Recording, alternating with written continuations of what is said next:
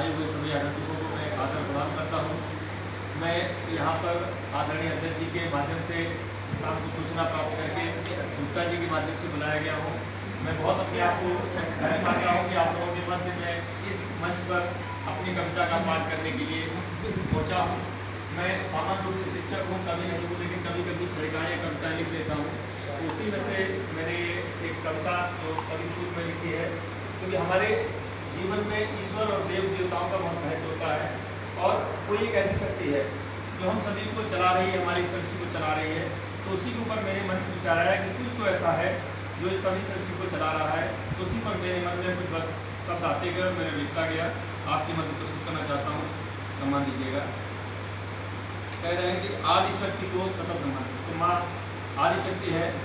कुछ तो है जीवन में जो इंसान जिए जाता है, कुछ तो है जीवन में जो इंसान जिए जाता है, जीवन जीने की खातिर हर काम किए जाता है। कुछ तो है जीवन में जो इंसान जिए जाता है, जीवन जीने की खातिर हर काम किए जाता है। कुछ तो है उस सूर्य किरण में, कुछ तो है उस सूर्य किरण में नित्य प्रकाश जो फैलाती, कुछ तो है उस शीत चांद में नित्य रजनी लेकर आती। कुछ तो है उस बदली में जो नित अंबर पर है छाती, कुछ तो है कोयल की टूट पर आम्र वृक्ष पर जो गाती है।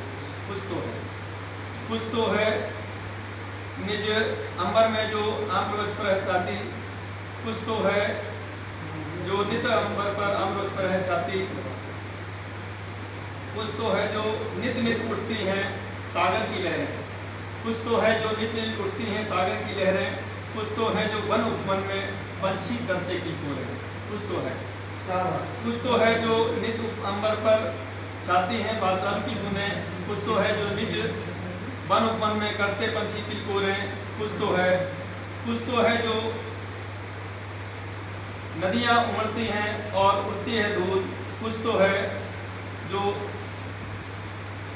तो है जो माँ बच्चे से करती इतना प्यार दुलार। कुछ तो है जो माँ बच्चे से करती इतना प्यार दुलार, बच्चे की खातिर कर देती अपना सब कुछ निछार। कुछ तो है जो इस जीवन में आदि शक्ति के रूप में हम सबको दिखा रहा।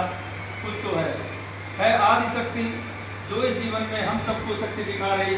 उस आदि शक्ति को सतत नमन, उस आदि शक्ति को सतत नमन। ये हमारे जीवन में आदि शक्ति है जो हम सभी को इस शक्ति के रूप में प्रेरित कर रही है और हमें यहाँ पर प्रेरित कर रही है। इसी शब्दों के साथ धन्यवाद।